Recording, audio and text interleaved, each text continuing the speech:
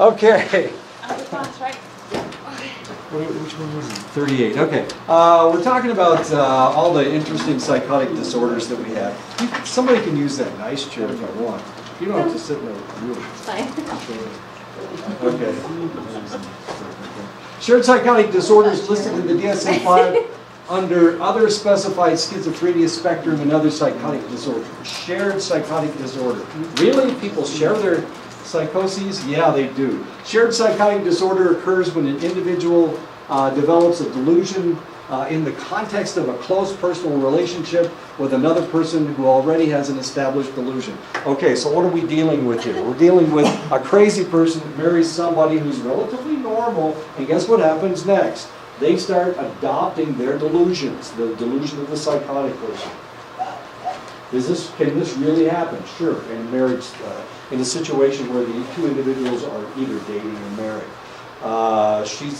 One guy starts talking, one of the individuals starts talking about paranoia, about their conspiracy theory, and the other person buys into this really. Aliens are real? Oh, it happens all the time. And it's so much fun. The delusion is similar in content to the already established delusion held by the other person. Sometimes we call that individual the inducer. Now, what have we done? We've got two people that seem to be suffering from delusions. One of them is actually schizophrenic, but what about the other person? Are they schizophrenic too, just because they're acting like the other person or buying into their delusions? Are they schizophrenic? How does the brain work of a person that's schizophrenic? Wait, I've got pictures. You're gonna love it. It's great. It's a lot of fun. Yeah, so there are markers. We do have biological markers for people with schizophrenia, and I'm going to show them to you in just a second. So we've got one person that's normal, but they're buying into this delusion.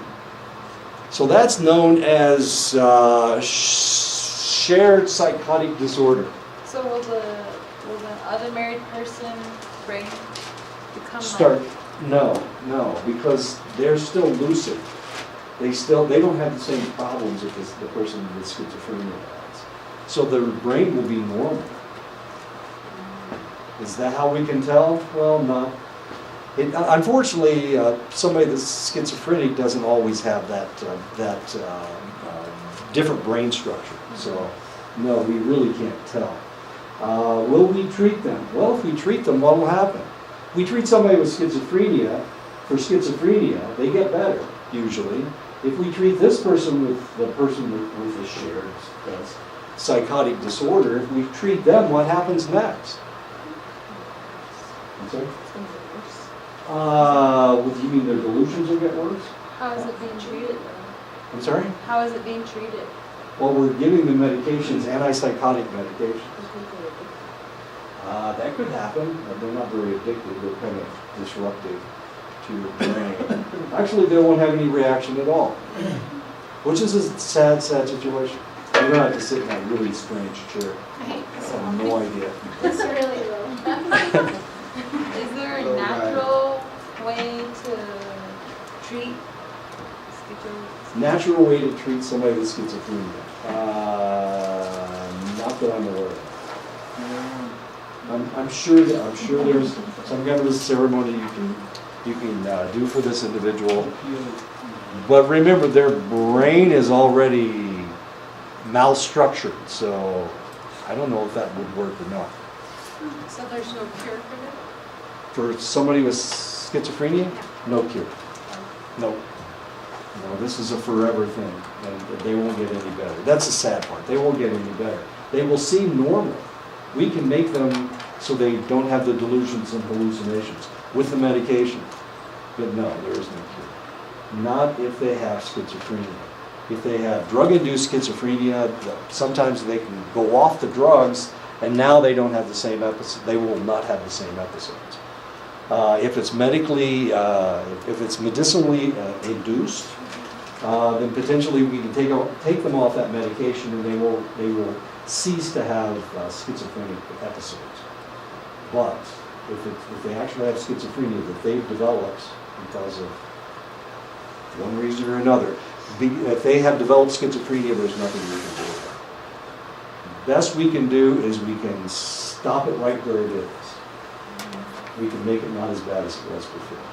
Will they ever? Sometimes they will seem relatively normal, or they're not having delusions or hallucinations, but they will still potentially have other psychotic episodes in the future, unfortunately. But on medication, right? But on medication, yeah, as long as they're on medication, they usually, but as we're going to find out, people with schizophrenia, especially people that have paranoid schizophrenia, they think that what they're thinking is normal. This is right. This is correct. So they want to think that way. So instead of actually wanting to be better, they think this is okay and that this is normal, and whatever they do to me is them trying to control me. Unfortunately. Yeah, this gets really weird. As we're going to find out, somebody on schizophrenia very rarely will maintain their medication for an extended length of time. They'll go off of it, and this happens over and over and over again. So we'll talk about that in just a second. Okay, so what have we done? Most cases seem to involve an inducer who is schizophrenic, who shares a delusion with a person of close blood relation or connected by marriage, often in conditions or relative social isolation. Sometimes these individuals, these are the people that you don't want to give guns and ammunition to, because they have these odd delusions and hallucinations, and potentially they will act on them. And not only that, but they will talk their relatives, their friends, anybody that they can convince that this is true, that what they're thinking is true. So, yeah, they're the ones who are going to shoot the place up. Paranoid schizophrenics are the only schizophrenics that there is a danger to them. The rest of the people just have different ideas. The shared psychotic disorder is actually fairly uncommon. It's not very common, and it happens more frequently with females than males. Are they put on watch? I'm sorry? Are they put on watch? People who Who, the police? They're going to watch these guys? I don't know, or like medically. You know, isn't that the problem? We just don't have enough. Really? No, they're not put. So they just get They knew about that diagnosed? kid down in Florida. Did anybody watch him? So they just get diagnosed and they let them go? Well, yeah. Not only that, but Congress passed a law that, most states will allow these individuals to have all the guns and ammunition they want, because that's the law. Second Amendment rights. Gets very confusing. Let's take their guns away. Wait a minute, we can't take anybody's guns away. Psychotic disorder due to a general medical condition or substance medication-induced psychotic disorder, or two other types of psychotic disorders. An additional proposed psychotic disorder remains under consideration in the DSM-5, attenuated psychosis syndrome. Attenuated means weak psychosis syndrome. It's a proposed label for those who show threshold psychotic symptoms but do not fall into any other category of psychosis. It may be an increased risk for transitioning into a psychotic mental disorder. It's kind of like schizophreniform disorder or schizoaffective disorder, and they're thinking maybe they will add this one, which is going to be so exciting. Now we've got another thing that we can diagnose and get it wrong. Okay. So, yeah. So Chris and I are both looking at the same person, and I'm calling him schizophrenic, and you're calling it attenuated psychosis syndrome. So, which one of us is right? Which one of us would they pick? Would they pick me? Pick me. I'm going to diagnose you with schizophrenia. We can start medicating him. Or Chris. Are we going to pick Chris because he says it's not that bad? He's got attenuated psychosis syndrome. So who do you pick? You. Me? The one that? No. Oh no, they're not going to pick me. They're going to pick Chris. No, they'll pick you because you've been in psychology longer than Chris. Yeah, but I'm also relatively negative about all these things, and I always diagnose people as severe as I possibly can. Okay. But Chris, on the other hand, maybe he's right. He's probably right. Maybe not. But with me, they're going to start medicating the guy, and with Chris, they're not.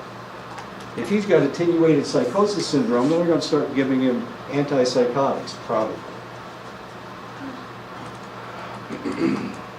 It's cheaper to go with his diagnosis. So we'll go with the money. I wish I were wrong. Schizophrenia occurs at a significantly higher rate in the close relatives of schizophrenic individuals than in the population at large. First-degree relatives have a risk of developing schizophrenia that is 10 times greater than that of the general population. So if I have a first-degree relative, that's my mom, my dad, my grandmother, my grandfather, people that I have a genetic connection to, my kids, my brothers and sisters, we're all first degree. So if I have a brother, a sister, an aunt or an uncle, a grandfather, grandmother, mother, father, any of these people have schizophrenia, then I have a 10 times greater chance of developing schizophrenia. The risk increases as the degree of genetic relatedness to the schizophrenic person increases.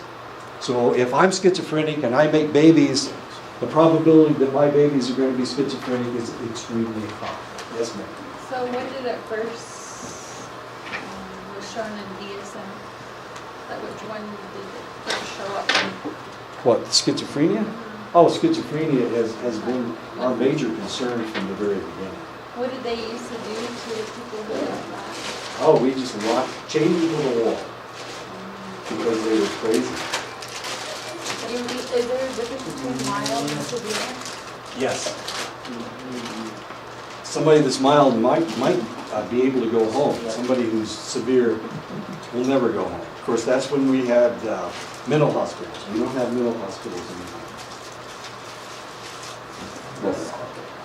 But we don't have them like we used to. We used to send a lot of people to mental hospitals. But they don't exist anymore. We only have hospitals. So you can thank Ronald Reagan for that, as Chris told us last time. Ronald Reagan decided to close all the mental hospitals and save us some bucks. So as long as we've got the money. Isn't that the most important thing? How much did all that stuff? No. Save the money. Waste the guy and save the money. Based on twin studies, current concordance rates between identical twins are estimated at 48%. We're going to see two different estimates. But then we're going to figure out why we have two different estimates. Rates may be overestimated or overstated. Torrey in 1994 concluded concordance for identical twins or monozygotic twins as approximately 28%. As you can see, this is 48%. Concordance for fraternal twins is about 6%, the same as it is for your brothers or sisters. So if you're born the same time as a schizophrenic, as long as you are dizygotic and not monozygotic, you've got the same probability of developing schizophrenia as a brother or sister. Another important factor is the intrauterine environment. Fraternal twins or dizygotic twins are two separate eggs, and they have separate placental sacs. In other words, they develop in different environments, totally different environments. Identical twins come from a single egg. In 2/3 of the cases of monozygotic twins, they share the same placenta. In other words, they share the same blood circulation, they share the same environment. And these individuals have a much higher rate of schizophrenia, concordance schizophrenia, as the 1/3 of the ones that are dichorionic. So it really all depends on whether you're raised inside the same placenta as the other infant. Ashton Kutcher has an identical twin. Did you know that? And his identical twin has MS. I think he's got MS. He's got cystic fibrosis or something. Anyway, they don't look anything alike, but they're identical twins. Why? Well, one of the reasons is because they were raised in two separate chorionic sacs. They were dichorionic. And for that reason, they weren't getting the same blood supply. They weren't the same weight when they were born. Ashton was much larger than the other child. The other child looked like they were under 5 pounds, and Ashton was like 8 pounds. Anyway, they don't look anything alike, even though they're identical twins. Davis and Phelps in 1995. Davis, Phelps, and Braca in 1995 found monozygotic twins without evidence of having shared a placenta showed a 10% concordance for schizophrenia, while those with the evidence of shared placenta showed 60% concordance. And this is the reason why we see such high levels. If they're raised in the same environment, then the two of them are getting the same blood supply. They're living in the same environment. So potentially they will have the same problems. We had a case of triplets that were born when I was working in the pediatrics clinic in Vienna, Virginia. Triplets, two of them were boys. They weren't identical, they were all fraternal. Two were boys and one was the little girl. I say little girl because when she was born, she only weighed 3 pounds. The other two were close to 10 pounds apiece. And they were squeezing her, they almost killed her. They were squeezing her out of the uterine area. It was really kind of a sad situation. She was born tiny and they were born big as mooses. And actually they developed that way as well. The two boys were very active, and the little girl not so much. They protected her. It was really kind of an interesting situation, but she almost died in the uterus because she was the third twin, the third triplet. She was the baby, and she was born tiny. She almost didn't survive. Researchers looking for marker genes have implicated multiple sites on at least 10 chromosomes. No single gene has been consistently associated with increased risk for schizophrenia. Cromwell in 1993 found that 89% of schizophrenics had no known relative with schizophrenia. Okay, so we talk about the genetic factor. And the genetic factor is real, that 89% of the time, people that have schizophrenia have no first-degree relatives with schizophrenia. I have a niece, as I told you, I have a niece with schizophrenia, and her daughter has schizophrenia. But nobody else in the family has schizophrenia. I don't have schizophrenia, okay? Genome studies have revealed small but significant genetic overlap between schizophrenia and other major mental disorders, notably depression, bipolar disorder, autism, and attention deficit hyperactivity disorder. Now we know that all of those items are on the same gene. Schizophrenia, ADHD, bipolar disorder, major depression, and autism are all on the same gene.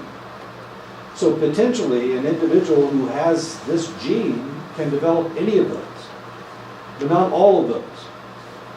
We very rarely see somebody who is depressed and has schizophrenia.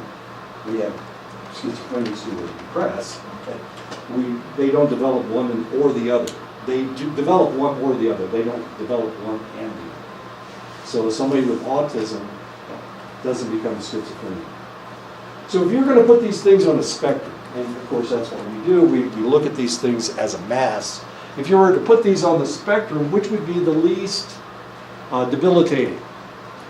ADHD, schizophrenia, autism, which would be the most devastating? Which is the person is separated the most from reality? Bipolar. Schizophrenia is an interesting one. Bipolar disorder, these do make a lot of sense, but we've got autism, and these people don't even have a reality. They can't even live within reality. So what we have done, putting them on the spectrum, we put autism on the very end, and schizophrenia next, and bipolar disorder next, and then depression, and then the last is ADHD because they're fairly functional individuals. But we have this gene that if you have this gene, then potentially you could develop any of these things. As interesting as that is. I know. But as it turns out, everybody with schizophrenia doesn't have this gene. Everybody with autism doesn't have this gene. I know. That's kind of weird. Nothing is absolute. That's just drives you crazy, doesn't it? Genetic mechanisms producing schizophrenia are unknown, but probably involve a broad spectrum of both common and uncommon alleles, each contributing to a small degree, and we're not exactly sure how we can put all this stuff together. So schizophrenia are symptoms. And sometimes people get this from smoking pot, sometimes people develop schizophrenia from dropping acid, Sometimes they get it from they just grow up in this really strange home. We're going to talk about some of the environmental factors that can lead to schizophrenia in just a second. Dopamine hypothesis: schizophrenia is caused by a relative excess of dopamine activity in the brain. Evidence supports the dopamine hypothesis. About 60% of the individuals that we look at actually will react to filling these dopamine receptor sites. So it looks like these individuals have too many dopamine receptor sites. So they've got all these receptor sites and they're seeking out information all the time. And if they can't find the information, they make it up. And that looks like these delusions and hallucinations may have something to do with this excess number of dopamine receptor sites. Now, nobody in here has an excess number of dopamine receptor sites because you're not seeking stimulation. You're not seeking stimulation that gives you information that isn't there. You never, well, except for Danny's Okay. No, I'm just kidding. So none of us have this problem, so none of us understand what this is all about. We can't possibly because we don't have the problem. But if somebody is schizophrenic, they're getting information. Remember, I had that one patient when I was in Oklahoma, and he had to wear that aluminum hat in order to keep the aliens from giving him all that information that he didn't really want. So if we give patients some blockers for the receptors, would that help or would that make it worse? 60% of the cases it works. It blocks it. Now all we have to do is get them to keep taking that medication. But we're going to find out what happens in just a second. Because they don't keep taking the medication. It's not normal to them. Normal is getting information from outer space. They need to wear the aluminum helmet to block that. That's normal to them. They feel special because they're getting information that nobody else has. Isn't that special? I hope. But the problem is, of course, it makes them paranoid. It makes them have delusions and hallucinations. Side effects of heavy and prolonged use of phenothiazines for schizophrenia are symptoms resembling Parkinson's disease. So if we give them this medication and they take too much of it, actually they'll start having Parkinson's disease, where they get the tremors and they walk funny, they can't walk right. Their motor skills, it disrupts their motor skills. Amphetamine drugs produce two effects related to schizophrenia. In large and continuing doses, amphetamines elicit a psychosis that can be indistinguishable from acute paranoid schizophrenia. It looks exactly the same. I told you about my student that she shot up with crystal meth, and she had a psychotic episode where she thought she was Mexican, and she swore that her father had murdered her mother and buried her in the backyard. She spoke Spanish.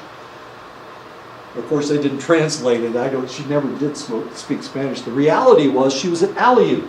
She wasn't Mexican at all. She was from up in Alaska. Her people came from Alaska. That's about as opposite of Mexico as you can get. Anyway, but she had a paranoid schizophrenic episode. In very small doses, they exacerbate certain symptoms of schizophrenic patients. So if we give them amphetamines, it makes them a lot worse. So of course we don't give.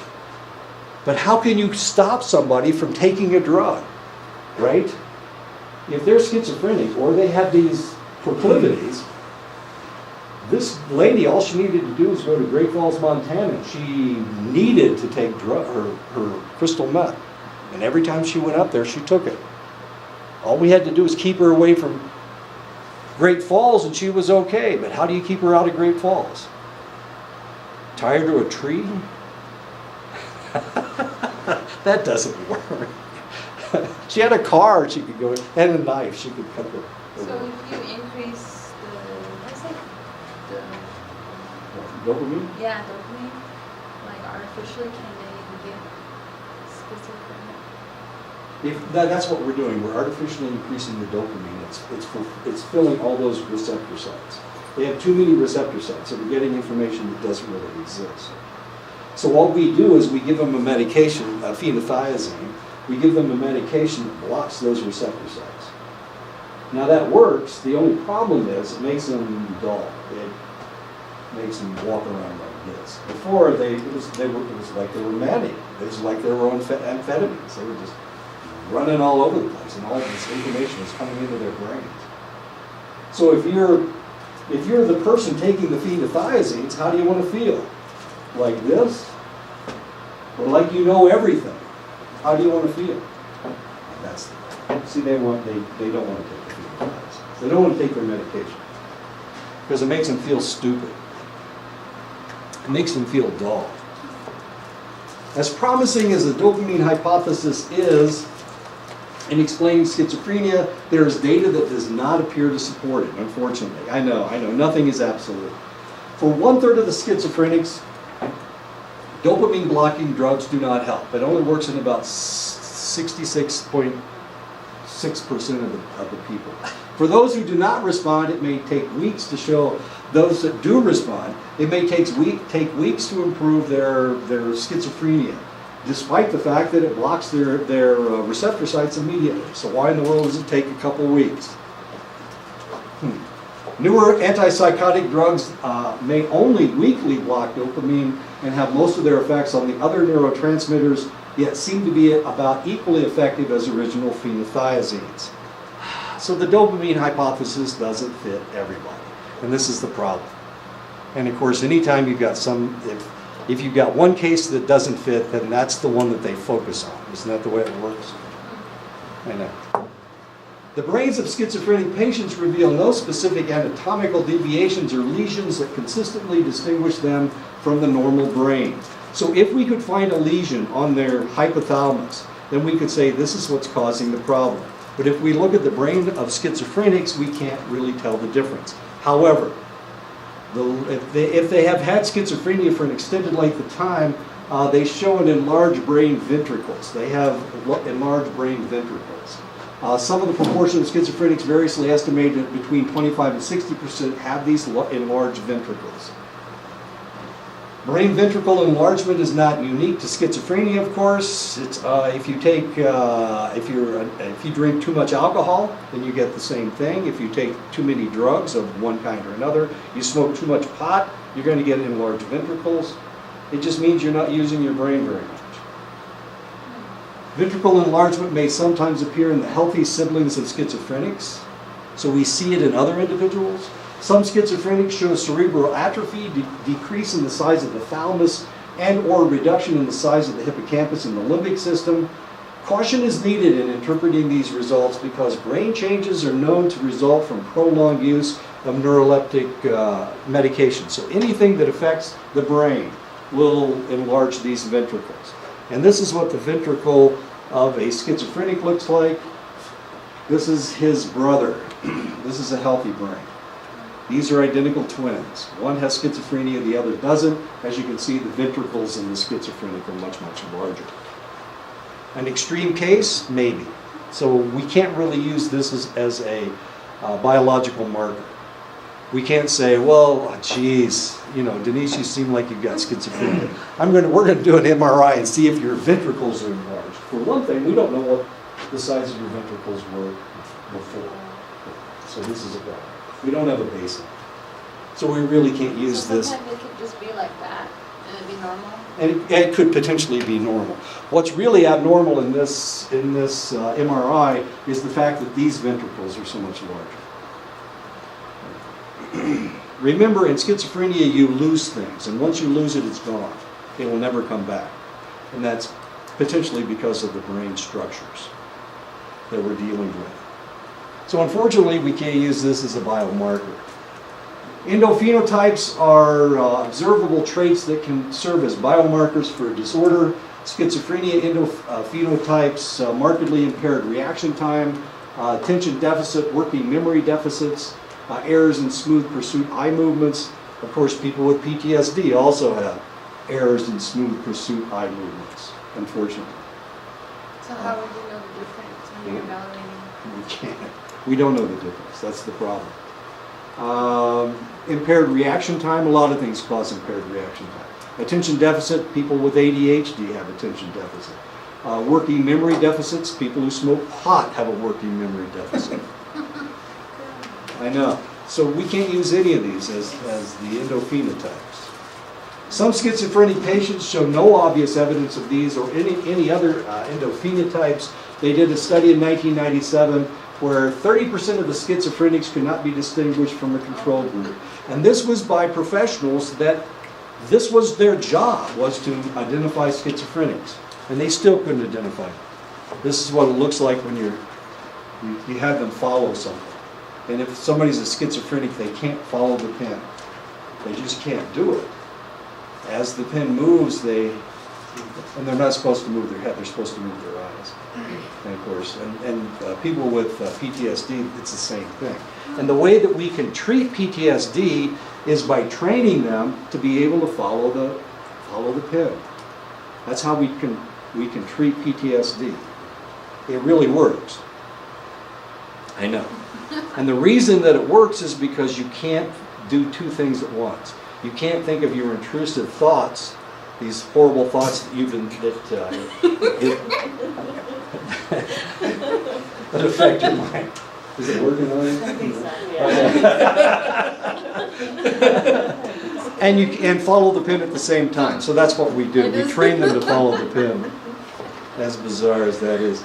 Viral risk hypothesis: schizophrenia may be caused in utero by viral infections of the mother. Now, what is a normal viral infection that we see all the time? That we see every year? Viral infections. The flu. Exactly, the flu. So when is the flu epidemic? When does the flu hit? Winter, fall, spring, Yeah, October, November, December. Kind of burns itself out in January. Okay. Okay, so one of the interesting things about schizophrenics is that most of them are born in the spring. As sad as that is. Why? Well, potentially the mother became infected with the flu during the second trimester of her pregnancy. I know, this is bizarre, isn't it? How many people were born in the spring? So that's March, April, and May. Are the 3 months you don't want to be born in. How many March, April, and May babies do we have in here? None of you? See, we're all normal. Isn't that amazing? So the probability that this is true for us is fairly remote. Buca in 2008 reported that offspring of mothers who were infected with herpes simplex virus at the end of their pregnancy were at increased risk for later development of schizophrenia. So if they had herpes, or if they had the flu, if the mother had the flu, well, you can use this chair. You don't have to use that little tiny nothing of a chair. Or you can sit in the little chair if you want. Were you born in March, April, or May? January? Okay, You're okay?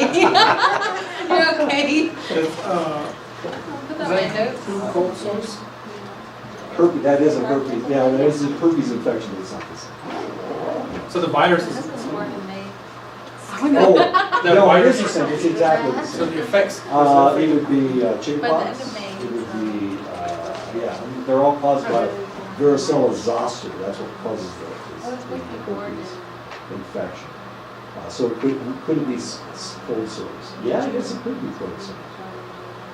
I've never, this is relatively new, 2008, so it's relatively new. This is a new theory that has just come out. I'll have to look into that to see if cold sores are part of the problem. Chickenpox, of course, obviously. Or shingles. Shingles is caused by the same virus. What'd So you what are we say? doing? March, April, May? March, April, May. March, April, May. My husband's born in May, but the last part of May. Does that explain anything about your husband? Okay. No.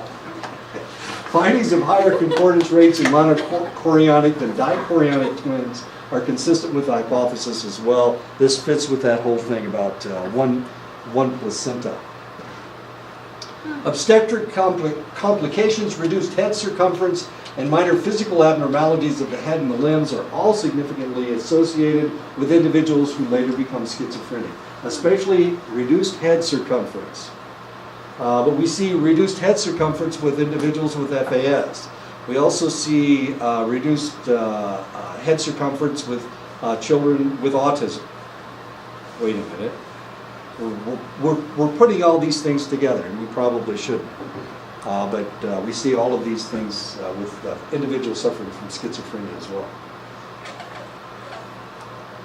A viral or bacterial infection during childhood, serious enough to warrant hospitalization, is associated with a 50% increase in the likelihood of developing schizophrenia. So if your baby was hospitalized during infancy for some kind of an infection, they have a 50% probability of developing schizophrenia. My brother had ear infections, and it made him anemic. And so when he was 6 months old, they hospitalized him and had to give him blood transfusions. Now, they couldn't give him my mother's blood because you can't do that. If you give, there's the probability of there being a incompatibility between the mother's blood and her baby's blood is too high. So he got blood from someplace else, from someone else. As interesting as that is, does my brother have schizophrenia? No, he doesn't. He doesn't have Like to pick on schizophrenia. your brother. But I think that I'm going to tell him about this and ask him if he has schizophrenia. Actually, it's his daughter that does have schizophrenia, but I don't think he has schizophrenia. I'm guessing he doesn't. He was in the Army for 4 years. Does it skip generations sometimes, like other It shouldn't. traits? It shouldn't. There shouldn't be any reason why it would skip generations. So what if two people who had schizophrenia Had a baby, had a baby? the probability, well, they have a 10 times greater probability of having schizophrenia. Now, the problem is, of course, we see a lot of depressed people that marry other depressed people. We see a lot of OCD people that marry other OCD people. We also see schizophrenics, if they get married at all, they marry other schizophrenics. Did anybody ever seriously look at Germany's medical program during the World War II, the really sick stuff they did with people who were suffering from different disorders and getting any usable data out of that? We studied it all over the place, trying to determine if they were finding anything. But the other problem that we have is that, or the other problem with the data is the fact that they were using prisoners in a highly stressful situation. The other thing that we know about the Germans is that before the war, have you ever seen the movie Freaks? It's actually on the other net. Freaks? Okay. The Germans had wars, had a genetic problem with the wars, where a certain percentage of their population were born with dwarfism. Midgets, what's the real word? Hydrocephalic. Hydrocephalic is the big head, and the microcephalic is the small head. These were all relatively common in Germany until World War II. They just killed all those people. They exterminated them so that they couldn't reproduce.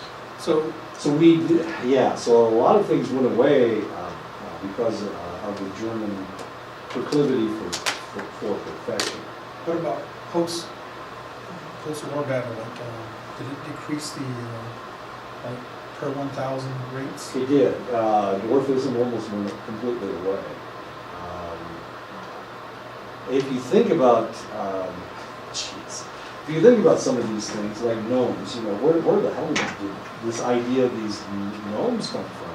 Where did, Grimm's fairy tales, why are there so many dwarfs and whatnot? It's because there was a relatively large population in Germany. So these sculptures of gnomes and whatnot that appear in everybody's gardens, especially in England, a lot of this had to do with what was going on in Germany prior to World War II. After World War II, not so much. We didn't see it anymore. I mean, it's still there. The genes are still there, but before the genes were being replicated at a fairly high rate, and now they're not. So we're not seeing the same thing. What did we see out of the information coming out of these horrible experiments that the Germans did? A lot of the populations that they were experimenting on were specific populations, like the Ashkenazi Jews. So it didn't really translate into other populations. And you couldn't, we're talking about a specific group of individuals. So you can't take this problem and we can't talk about it in China or Japan because they don't have the same genetic structure. So a lot of that stuff was unusable because it had to do with a specific population. And they were primarily torturing a specific population, the Jewish population. And most of them were Ashkenazi Jews, as compared to Sephardic Jews, which was a totally different genetic structure. So, yeah, a lot of that information isn't usable. But we did look at it. We didn't want to, but we did. Some of the crap that those guys did, it was just horrible. I mean, just god awful. You can't imagine, torturing. It was like experimenting on rats. You see a rat and kill it. Experimenting on rats or what they used to do with beagles. They used to take beagles because their respiratory system is almost identical to humans. But we used to experiment on the beagles, and then even if they survived, then we would euthanize them to look at their organs in order to see if there was any damage done. So, yeah. Can animals have schizophrenic episodes? Not that we can tell. Yeah, we can't really tell. It's really difficult to tell. But all human populations do. About 0.7% of all populations around the world seem to. I tried to look up which country has the most schizophrenics, and they're all about the same. They're between 0.7 and 1% of the population. So, I know. What about aliens? Just kidding. My cousins? You're talking about my cousins? Okay, so we know that schizophrenia exists with individuals that had some kind of medical problem in their childhood. Poor academic achievement and social adjustment in the adolescent years precedes the onset of schizophrenia, of course. Why? Because they're already starting to suffer from this, and they are having a difficult time in academia. Neo-Freudians proposed the central features of schizophrenic mother are extreme overprotectiveness and intrusiveness and control. So if we have and we're going to talk about what happens in their families, and this is what the Freudians were finding. Why in the world were they finding this? Because during the Victorian era, we saw a lot of overprotectiveness and we saw a lot of intrusiveness, where individuals would grow up in a family and they wouldn't be allowed to leave. They wouldn't be allowed to play outside. They lived with the family until they're in their 40s and 50s. So we saw a lot of this during that era. We don't see that so much anymore. And for that reason, of course, the Neo-Freudian idea, the Freudians, their ideas from the Victorian era don't seem to hold as much water today as they did in the past. However, if we do see an overprotective mother and a mother that is intrusive, a lot of times we do see schizophrenic symptomology. Murray Brown directly observed the interaction of families that included a schizophrenic child and described a phenomenon that he called transfer of anxiety. In other words, we found a family. Not only was the child schizophrenic, but we saw a malfunctioning family. When one member in an overly attached relationship functioned at a level less than the person's capacity, the other individual functioned in an over-adequate fashion. In other words, when there was a problem with one person, the other person tried to make up for it. So we saw two pathologies in the same family. We saw somebody that was overprotective, and we saw somebody that needed to be protected. And we saw that with these select families. Theodore Lidz and colleagues in 1965 conducted intensive studies of the families of 17 schizophrenic patients and found whole family psychopathology. So it wasn't just one person in the family, it was the whole family. Lidz especially emphasized the transmission of irrationality that occurred in such a family in which members deny and distort the obvious interpretations of experiences. They may act as though certain disturbing situations did not exist. In other words, they were in denial. They just pretended that they didn't happen. The kid walks in on mom and dad having sex, and rather than talking about it, they just pretended it didn't happen.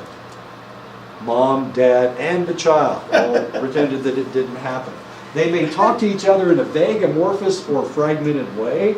In other words, they don't finish their sentences. They talk to each other, and it's almost like it's their own language. So we're not dealing with a family that is articulate, we're dealing with a family that has secret language, with a secret language. They may be impervious to the child's own feelings and desires. In other words, the parents' desires and feelings were important, and the child's feelings were not important. And for that reason, the child learned to do what the parents wanted them to do. I know. Sounds like a really dysfunctional family. Wait, can you repeat that last part? Sure.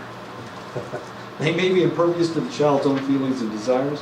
In other words, the parents' desires and feelings are the most important thing in the family. What are we going to eat for supper tonight? Well, the kid wants pork chops and dad wants chop suey. So what do we have for dinner? We have chop suey because dad is far more important. Because the kid's feelings and desires are not only not important, but they're not even listened to. So that can be a cause of schizophrenia? Yeah, because the kids learn that they're not important. So they're picking up on all this other pathology that's in the family. Dad's got this strange idea about whatever, and so the child picks up on the whatever pathology is in the family. And what Lidz saw was that these families have a lot of pathology in them. There's malfunction, and a lot of families have malfunctions. We have alcoholism in the family. We have OCD in the family. We have all these other pathologies, and the child just picks up on those pathologies, and they make it part of their being. And I'm going to explain it to you right now, because when we talk about the double blind, what we're talking about is the pathology that gets repeated because the child doesn't have a choice. You don't think it's a symptom rather than a pathology? You mean not, potentially it's not causing the problem?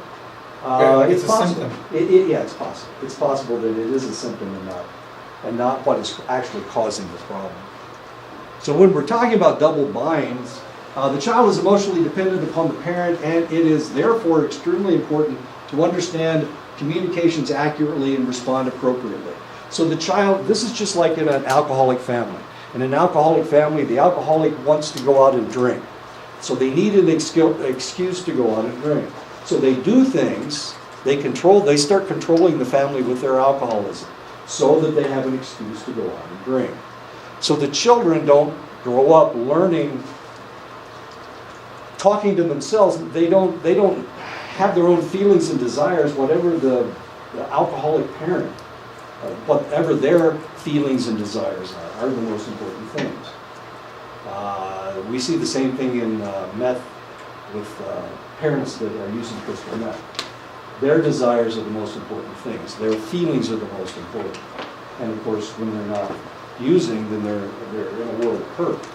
So at that point, the child needs to stay away from it. When do you know that the old man's going to punch you if the old man's an alcoholic? When do you know? You don't. If he's drunk, sometimes he gets angry. If he's not drunk, sometimes he gets angry. So when do you know? Well, you just stay on pins and needles all the time. And that's what's happening in this case, except we're not really dealing with alcoholism. We're dealing with parents that their desires and feelings are more important, just like an alcoholic. Would that be a child neglect? Well, no, they pay attention to the child. They're there all the time. That's not the problem. It's more like abuse than neglect. But the child learns that the way to get along with this parent, to not get punched or not to get yelled at, is to do whatever the parent wants you to do. So you're always trying to figure out what's going to happen next. That's what happens with alcoholic parents. Because you never know. Sometimes when they're drunk, they're happy. Sometimes when they're drunk, they're pissed. So you got to read the parent. So did they determine where the fine line rests between what you impress upon your child, what you expect and impress upon your child, and then giving your children, allowing them to express their own character and their own... Yeah, well, sure, unless you're dealing with an intrusive parent. See, an alcoholic parent or a pathological parent They don't care what the desire or feeling of the child is. They don't care because the most important thing is their own feelings and their own desires. So the child has to read their feelings and desires. Even at, you've got babies that are looking at you and watching you all the time, and the baby actually can read your feelings. So if you're unhappy, the baby starts crying. How smart is that baby? Well, the reality is that children grow up wanting to get along with their parents because this is how they get things. This is how they get rewarded is by reacting to our parent. But of course, a parent that asks the child about their feelings or their desires, they don't have that problem because they will do things that the child wants to do. But of course, the alcoholic parent, what do they want? They just want to drink. So, and they train the family, the codependent spouse, they train the family to react to their emotions, their needs, and nobody else's needs. So we're talking about this in a drug and alcohol context. Could there be other dysfunctions like PTSD or other social dysfunctions in the family Of course. that can cause us? Oh yeah, well it does cause PTSD. And that's what the alcoholic, children of alcoholics, they all suffer from PTSD. And the PTSD is caused by abuse of the parent. Whether it's physical abuse or just emotional abuse from their desires and feelings not ever being dealt with. Is there a study on the myelination of schizophrenics? Not that I'm aware of. So, Do you know of any other studies on any other indigenous tribes that are about dealing with schizophrenia, a lot of alcohol, but not mental illnesses. The reason I asked A lot of abuse, but not mental The illness. reason I asked about PTSD too, I was just thinking about we were talking about earlier about how two people coming together can have a 10%. Right. And then I was just thinking, genetically speaking, like if you go back before we were industrialized as human beings, Right. a lot of this stuff should have people wouldn't have lived a long time Right. or reproduced, so the gene should have cleared itself out of the genetic. Yeah, But something keeps interjecting it. you're And so I was just thinking, is it maybe large populations dealing with PTSD, like nations that went to war with each other, and then the Right. civilian population got traumatized as well? Right. Does that cause a lot of it? Oh, that's a good point. That's an excellent point. France and Germany were at each other's throats for an extended length of time. So potentially PTSD was being bred into their genetics, generation after generation. They fought in 1870. They've been fighting. Yeah, like countries that are continuously at war. Right, right. But in the old days, you have to remember, in the old days, armies fought each other, not populations. So if Germany and France were at war, just the German army and the French army fought each other. They didn't get the populations involved. But now, of course, when there is war, it's total war. So populations get involved. We just saw that this weekend with the gassing in Syria. Yeah, they didn't gas the army, they gassed the town, they gassed the whole town. So we'll see what happens next. Yeah, that may have a tempering effect. If we're just dealing with armies, you're just dealing with soldiers, that's one thing. But if you're dealing with whole populations, I mean, if you were in Iraq or Afghanistan, you had to fear not only the enemy soldiers, but you also had to fear the civilian population. You had to read the civilian population whenever you're around the civilian population, right? Yeah. Of course, we didn't get involved. I mean, American civilians didn't get involved with that. But in Afghanistan and Iraq, you were dealing with the entire population. And in Iraq, you were dealing with what? 3 different factions? Well, a lot more than 3, I guess. Actually, there were a lot more. Sunnis, Shias, and then you had different factions of each group. What are we doing here? Okay. The child cannot comment on incongruous messages they will withdraw from the situation. They can't withdraw from the situation. They can't ignore the messages because this is where the information is coming from. This is who we need to deal with. We have to deal with the parent. And since we're getting these different messages that are coming in from different ways, I love you, but this is going to hurt me more than it hurts you. You know, they're spanking the kid, this is going to hurt me more than it hurts you. You know, they're getting all these incongruent messages. In order for you to be good, you need to do this. But then they ignore you half the time. So you got all these conflicting messages coming in, and you can't ignore them because this is your parent, and this is where your food comes from, this is where your affection comes from. How do you get affection from your parent? Well, you do what you're supposed to do, right? The golden child always gets the most affection. Caught in a bind from which there is no escape, the child uses crazy thinking and actions to cope with this intolerable situation. So do you think it could be like during child development, the brain trying to adapt to that information overload? Exactly. And so that's where the extra receptors come from? Yeah. Well, potentially. They're seeking pleasure in any way that they can. So how do I get pleasure? Wait a minute. The food is the same every night. That's not pleasure. Maybe they will give me a piece of candy. So yeah, you're seeking any type of pleasure so that you can feel good. Remember, the brain wants to be normal all the time. It doesn't want to be depressed. It doesn't want to be anxious. It wants to be normal. Yes, ma'am. Can malnutrition play a factor? Oh yeah. Oh, yeah. Yeah, it's one of the things we're going to see as a risk factor for schizophrenia. I know, this is really some really strange stuff. Brown in 1959, after discharge from treatment, schizophrenics who had only limited subsequent contact with relatives did better than those who spent more time with their families.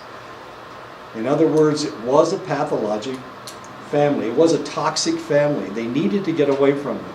As long as they got away from them, everything was fine.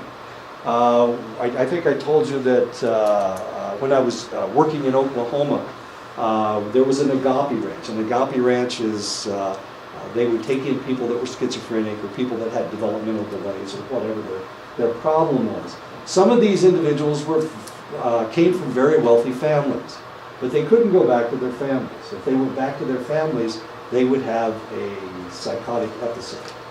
Despite the fact that the family was relatively normal, there was something in that family that caused this individual to have a psychotic episode. I know, there was something didn't quite mesh.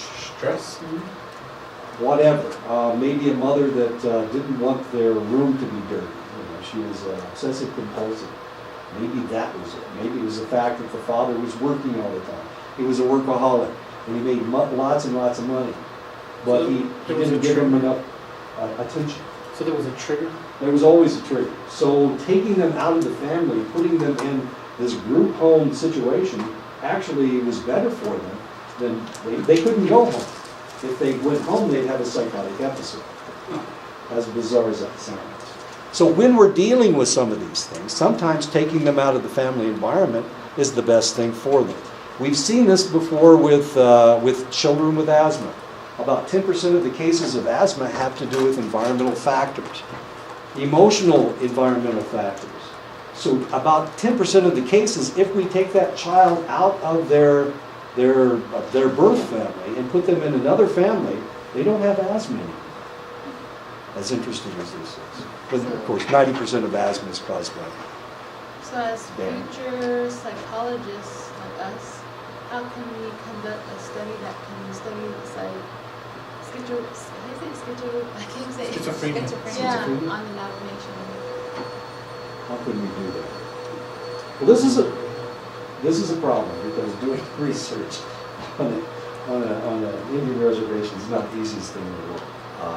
For one thing, a lot of non-natives have done research on Indian reservations. I think didn't they just reinstitute the board? They did. They just reinstituted the IRB, and actually the college IRB is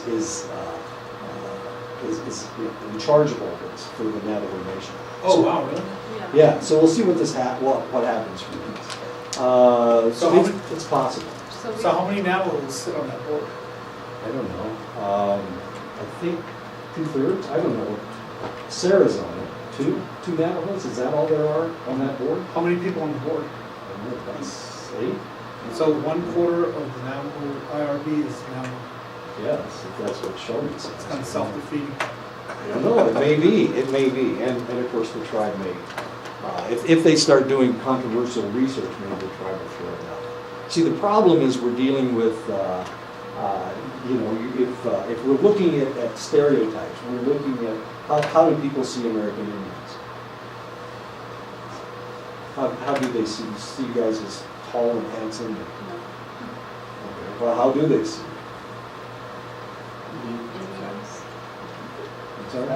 Sorry? Diabetes and alcoholic? Okay, we see drunk and fat. Okay. Blondie. Right, so if we start doing research that is negative, if we're looking at negative aspects, that's not, nobody's gonna be happy with that. Yeah, we're just trying to identify all the ugly things about the reservation. So in order to identify that, we can make the nation better, right? Make our people better. Yeah. Yeah, I asked a question in the next chapter about suicide. And geez, I just got ripped up one side of my road about even asking about suicide. Was it in this? Is it in this class? That one of the questions is about suicide, and I was told that traditionally that you guys don't admit that suicide exists. Okay. I think there's a lot of people that like to say what tradition is, but they really don't know what traditional stories and protocols actually are. I notice that a lot. It doesn't make any difference to me because I had no clue. If someone says this is a do or don't from tradition, Yeah. ask them what story or where it comes from. A lot of times it's just something they heard someone else say. So Yeah, this is what my knowledge told me. Yeah. Okay.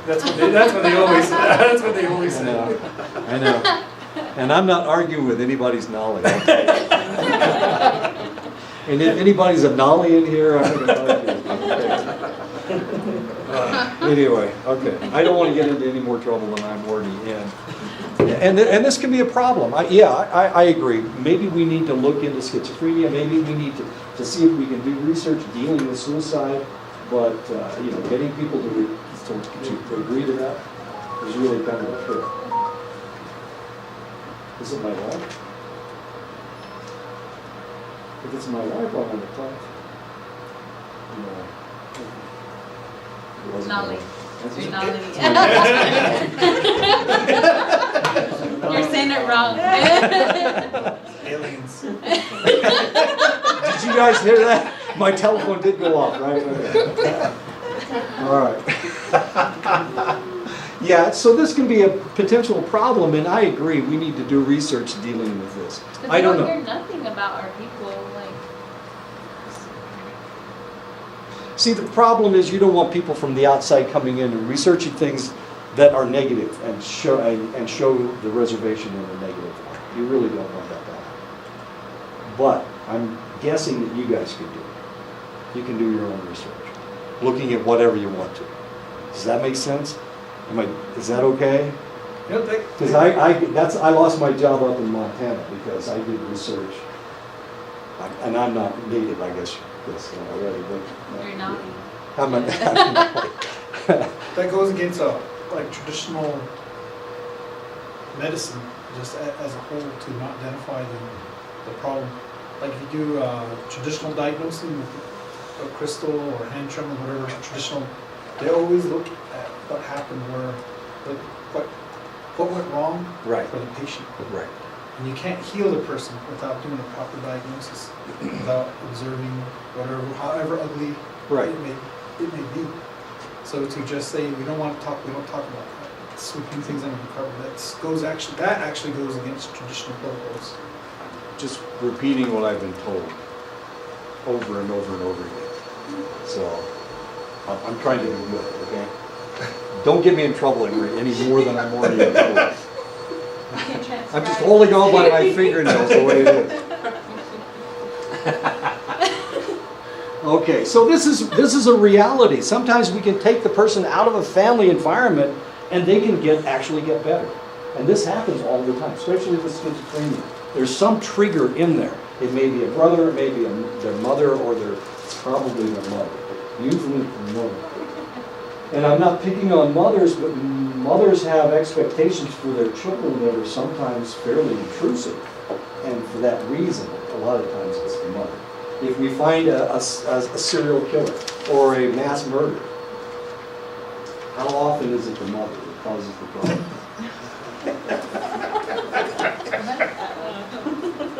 Every time. What? It's almost always the mother. What? But normal mothers, and most mothers are normal. What? Exactly. Right. Okay. But most mothers aren't toxic. Okay. And most people are not serial killers or mass murderers. Okay. Is that, you think that's because the father is usually plays less of a role? Yeah. Well, or she won't let him play much of the role. My niece, who is schizophrenic, who raised a schizophrenic daughter, they drove the father out of the house. They got rid of him. So your niece and her daughter are both schizophrenic. and they drove it. My niece and my great niece are both schizophrenic.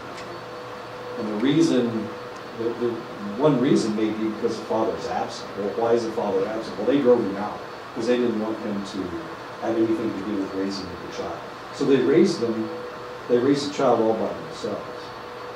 I say them, I'm talking about the grandmother, the mother, and the daughter. Is it grandmother? Grandmother's nut is a fruit.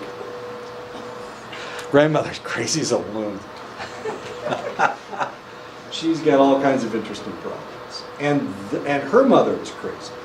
Her mother was actually institutionalized, but she has never been institutionalized. Okay, so we're dealing with an intrusive situation. Expressed emotion consists of criticism, hostility, and emotional over-involvement, and this is the intrusiveness.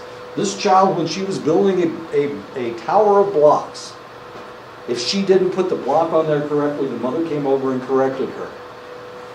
And that's the way she was raised. Yeah, she couldn't do anything on her own. Talk about intrusiveness. This kid couldn't walk outside without her mother telling her, "You're walking incorrectly." I know. High expressed emotion situations lead to reappearance or worsening of psychotic symptoms. So one of the things that you have to do if you're dealing with schizophrenics is that you have to keep the emotion low. You can never get angry with them. You can never correct them. Sometimes if you correct them, it'll agitate them, and then all of a sudden you've got a psychotic episode. Yes, sir?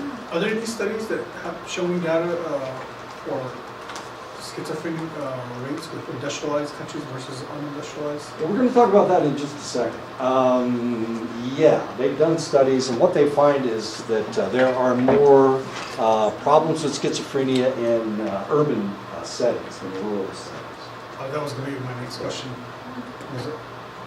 Yeah, but it may be that if you are schizophrenic, you're more likely to be able to survive in an urban situation than a rural situation, where you stick out like a sore thumb in a rural situation, where you're the only one with these strange ideas. But you go to New York City or Los Angeles, and there's a lot of people with crazy ideas, dressing funny and acting abnormal. So, yeah.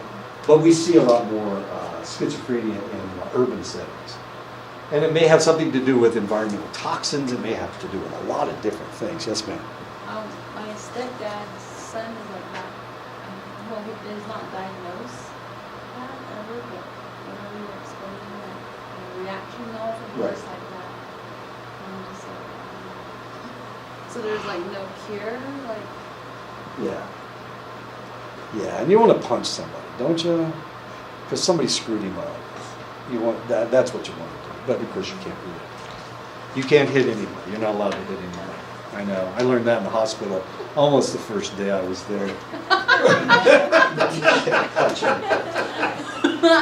I've always been a good boy. I've never really punched anybody. So I try to be good. A good medic. Schizophrenia exists in all cultures. Global incidence is up to 0.7% of the population, no matter what the population is. In some populations, we see a lot more ADHD. It's really kind of interesting. If we go to Saudi Arabia, they have the largest percentage, and Afghanistan, they have the largest percentage of children with ADHD of any place else in the world. I know, kind of curious. Incidence rates and character of symptoms vary widely from culture to culture. Social and emotional withdrawal, auditory hallucinations, delusions, and flatness of effect are broadly seen across cultures. So it's not like the schizophrenics in the United States act this way and the schizophrenics in Japan act another way. Everybody acts about the same. The presentations of these symptoms vary. For example, the types of delusion that is displayed tends to be about the same. Rates of schizophrenia are highest in the lowest socioeconomic social classes. The risk of schizophrenia is higher for those raised in urban environments. Two possible explanations, and of course this book was written by somebody from the city, so they don't want to admit that maybe people that live in cities are crazier than everybody else. You lived in Phoenix, didn't you? Yeah. Uh-huh. I'm just teasing Chris. I don't, he got it. Okay, stresses, two possible explanations. Stresses associated with the extremes of social disorganization, poverty, and harshness found in the lowest socioeconomic level, and urban slums are a partial cause of schizophrenia. In other words, the environment that they live in. Schizophrenic or schizophrenia-prone individuals tend to drift into these slum areas because they can't function in any other environment. The analysis of over a century of data support a stress interpretation and suggest economic conditions can influence onset of schizophrenia. Separation from a cohesive and supportive culture may be a more important correlate of schizophrenia than poverty. And for this reason, of course, your culture is probably the strongest as far as fighting off schizophrenia. I would think, because look at all the social support you've got. Look at all the cultural support that you have. Whereas if you're dealing with the white population of the United States, they all come from different places, they don't know each other, they don't like each other because this guy's German and this guy's French or whatever. The Brits don't like anybody except each other. So if you think about it, I mean, the fact that you're a cohesive group, this should make dealing with schizophrenia much, much easier for your population than it would be for, say, my population, my crazy, whacked out population of white people. Okay, does that make sense?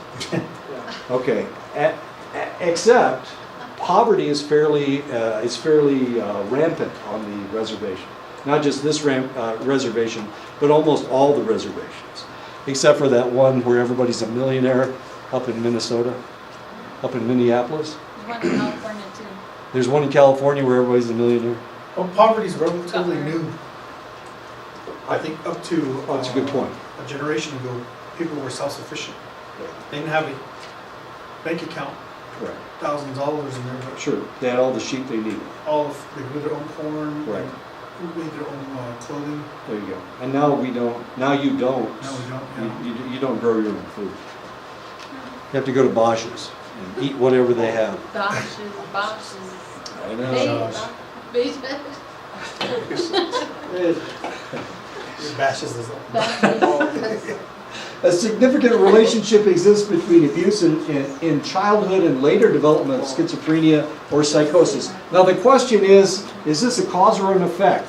If somebody's acting erratically, are they more likely to be abused? Or are they being abused and that's what is causing their schizophrenia? That's the question.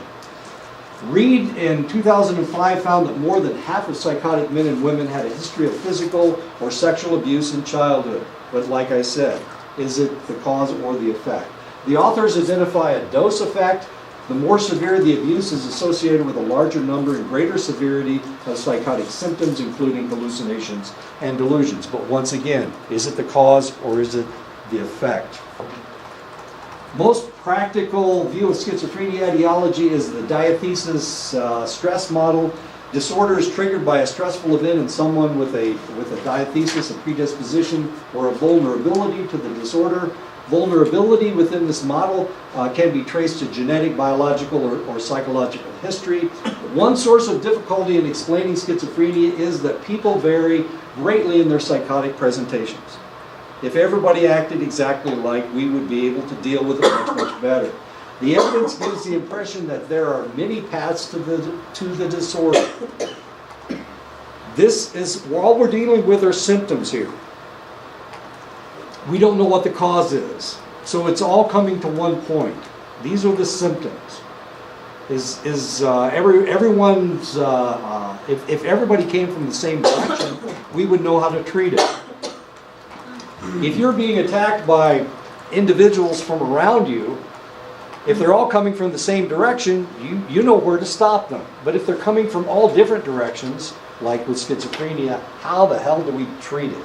Yes, sir. Could you look at it like, when you look at like pathology of a virus or bacteria, it trace its morphosis. Exactly. So could you look at human beings as like in population groups and racial population groups? Could you identify and group people based on their genealogy? And maybe that's why some medicines only work on this group and not this group. Right. Well, that's the problem. If a person has African ancestry, they may have a different trajectory. If somebody has a native ancestry, they have a different trajectory. What we've been dealing with primarily are Europeans. And so we've been doing most of our studies on Europeans because, well, that's who we care about. Right? For the longest time, we were just dealing with males and not females. So the medication we were finding for the males didn't work on the females. This is with cancer and heart disease. I have a question about that. Schizophrenic, is it conditioned? Is it, for example, neglect and abuse would take place within a family from Right. generation to generation Right. to generation? So that neglect and that abuse Right. is within the family. For an example, the mother goes crazy because she's been abused. And Right. then she becomes the victim, Right. and then she does the same thing to the next individual. So Exactly.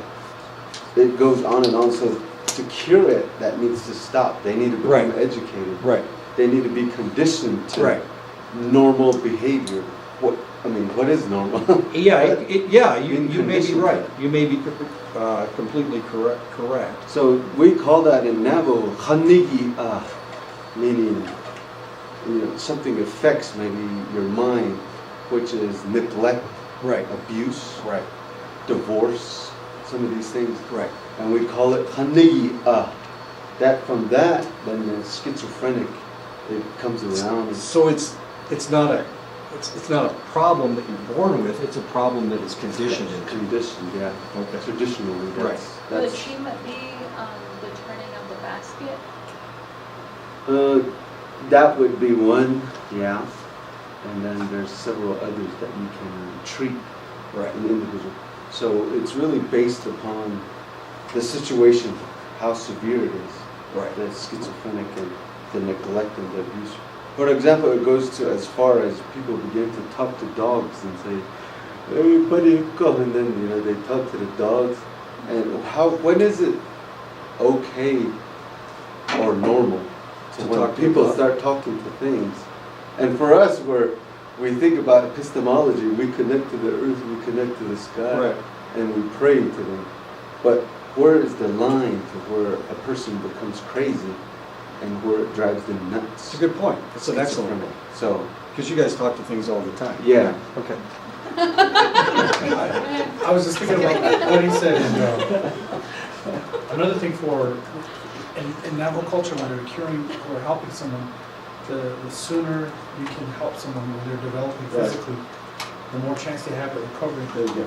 So a lot of times if See, a that doesn't person- work with schizophrenia. Yeah, I was gonna say, can you identify it earlier on? Yeah, you can identify it, and the trajectory is worse. The sooner you identify it, then that means the worse their symptoms are getting. And that's the problem with schizophrenia, which kind of messes up. Again, if you pull that person out of that situation, That environment, that change their environment conditioning will process. change the conditioning process. And then is there a form of neglect that happens there again? We've institutionalized these Yeah. individuals and treated them all their lives, and they're the worst. They have the worst symptoms of schizophrenia. Yeah. And this is seen all over the world. So the probability that fits, maybe it fits with this population, but the probability it fits in Borneo or China or Japan is fairly remote. We got to stop right now. It's time to go. Sorry about that. I know this is fascinating.